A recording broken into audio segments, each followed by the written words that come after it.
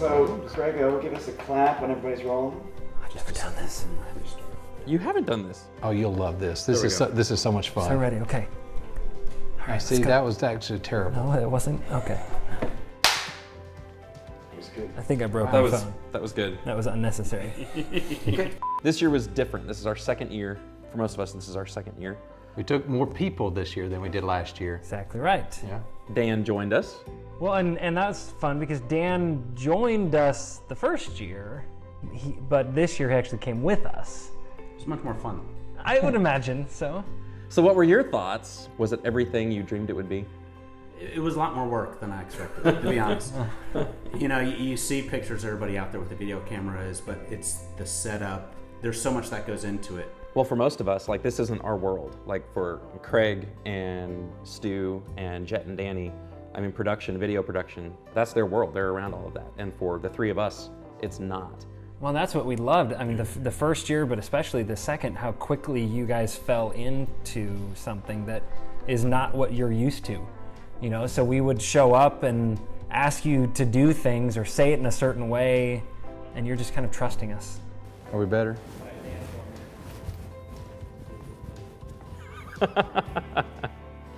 This has nothing to do with the mic check. This is just blooper reel. That doesn't make any sense on the day. And we did trust you because there was a lot of times in which you would ask me to walk down a path or to point at something in an odd way or something like that, and I had no idea what you were doing. And then I would see it in the final edit, and it all made sense. Or we'd say, just hold still, don't move, don't move. And you guys are standing there, you know, and we're getting this epic trailer shot that, you know, we know it's just gonna be golden. When Stuart and I were talking about the schedule, a month or so before we went, we actually had planned to go to Galilee first, and then we decided to switch it because Jerusalem is so hard to walk around. It's hot and up and down all those stairs, and for those of you carrying equipment the whole way, I can only imagine. So we tried to do that while we were fresh, and I'm glad we did. The pace was faster. When were we fresh? Yeah. Yeah. The pace was faster. I mean, when you look at the amount of content that we shot the first year, which was a lot, versus the amount that we shot this year, I mean, we were packing every day with at least 2 more locations per day than we did last year. Even the scheduled rest day. The rest day. There's no rest day. You use the air quotes, right? The rest day, the day started, we did the Temple Mount, right? We got up on the Temple Mount, and that really was our only real scene for that day. And then we kind of broke off into groups, right? And we got to walk around the old city, and some of us went up on the rampart, which was incredible. But we were still shooting all the way around. Yeah, you know, we were still shooting, and we were still out in the hot, you know, the hot sun, and you know, still in production mode. Got some footage by the Wailing Wall. Actually, Stu and I walked down there and couldn't help but take the camera out. When we were in the wilderness, and we were trying to talk about Jesus going from Jericho up to Jerusalem for his final week. And it was kind of windy that day. And then what was one of the questions from the focus group about that scene? The question why it was so windy on our mics. And could you edit some of that out? Yeah, clean up some of the wind noise. Oh man, what did we spend? Like 45 minutes trying different mics and trying to put them in different blocking places. the mics. And it was like a wind tunnel up there. Yeah. And trying to have this fairly calm conversation between you guys about this meaningful parable of Jesus. And all we're hearing is, you know. And what did the focus group not realize about what they were watching and what they were hearing already? The audio that they are hearing was recorded with the 2 of you guys and a big windscreen that we were holding up to block the wind, just so that we could get the clean. And you've already processed as much of the wind noise out as you can, and you're still. Yeah. So I looked at the shot and I was like, that sounds awesome. That sounds Compared to what it had been. great. Because I know. Yeah. When Jesus was teaching in parables, there's a certain parable that he gave when a lawyer came to test him.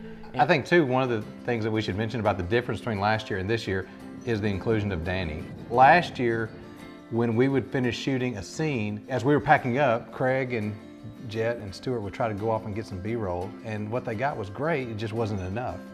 Right. So we decided to take one other person, and Danny fit that role just perfectly. Yeah. She had a knack of being in the right spot at the right time, in Jericho particularly. We look up and there's this huge dust devil, and we're all like, we need to get Danny. We all turn, and she's over there shooting it already. Like, I'm getting that. Oh, yeah. Yeah, look at that. Yeah. Where is she? She's got it. She's got it. She's got it. We could this year arrive at a location and you'd kind of give her the lay of the land, right? And then we'd just kind of let her go. Yeah. Well, and then Craig would be dumping footage at the end of the night in the hotel room, and he'd be just like, oh, this is beautiful. This must have been from Danny. Because he wasn't talking about us. He was talking about Danny's footage. Oh, because she would always come back to me, you know, as we're getting onto the bus, and she'd just be like, I just don't know if I got enough, you know, if there was enough. And it's like, I'm sure it's fine. I'm sure it's fine. How many terabytes? I don't know. I'd say 70% of all footage shot was shot by Danny. She did a great job. What are some of the obstacles that we had to work through during production this year? Well, getting the sheer number of permits that we needed. I mean, we went to a number of places in Jerusalem itself. The list of permits that Stuart and I were arranging to get was twice as long. And in fact, when we went to the Church of the Holy Sepulchre, we had to have 3 different permits just for that one building. And there were still parts of the building we weren't allowed to shoot video in. And so that was something that it took a lot of research. Stuart worked hours and hours and hours. I appreciate you, Dan, because you didn't know what it was like. Every day there were challenges. Every day there was something like the Cover the Sower or something that was just like, this is really hard. You'd just be trucking along with both of your cameras on you and a backpack full of lenses. With water. With a big smile on your face. Dan was with us while his family was moving from one state to another. Right. So during production, Well, the both of you actually did a crazy family. We were moving to end getting a new child as well. yeah, I mean, while we were in Jerusalem, I got the phone call that a birth mother had chosen us to adopt her baby girl. Yeah. Yeah, that was during stuff, life goes on during the trip. Well, and speaking of children, Jeremy and I were lucky enough to have our own sons with us. Yeah. And they proved to be invaluable as well. I mean, anytime we needed anything, most of the time they already had it. They were so valuable. I know it's tempting to just see a couple of young guys, you know, they're teenagers, and think, oh, they just came because they're your kids.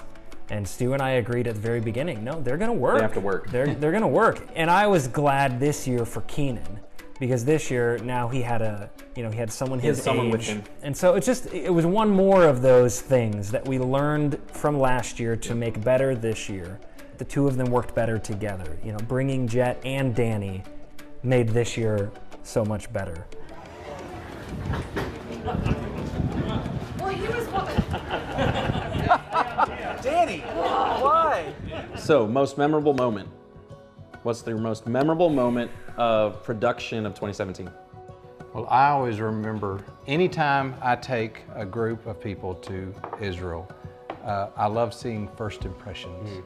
And unfortunately, I did not have a camera rolling, but as we were climbing the Mount of Olives, you finally come around one corner, and I just happened to be looking at Danny's face when we came around the corner, and you see that view for the first time, and her face just completely lit up. And almost tears came to her eyes because it's a beautiful view, and the first time you see it is just amazing.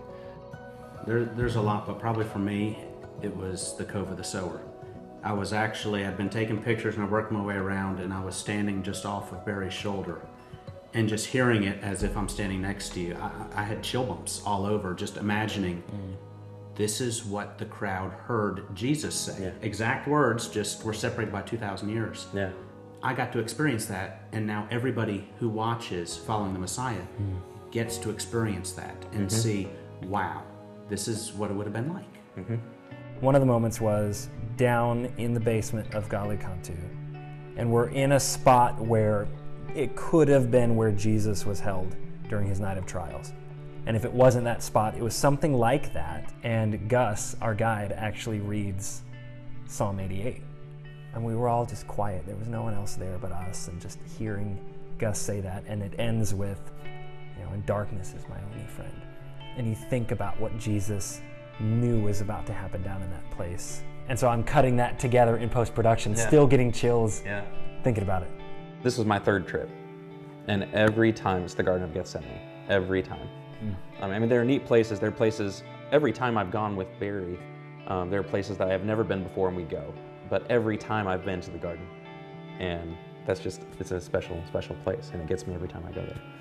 So going forward, what is 2018? We just finished Following the Messiah. Yeah. That's how this whole thing got started. You and Stu had the idea, let's tell the story of Jesus. Then what?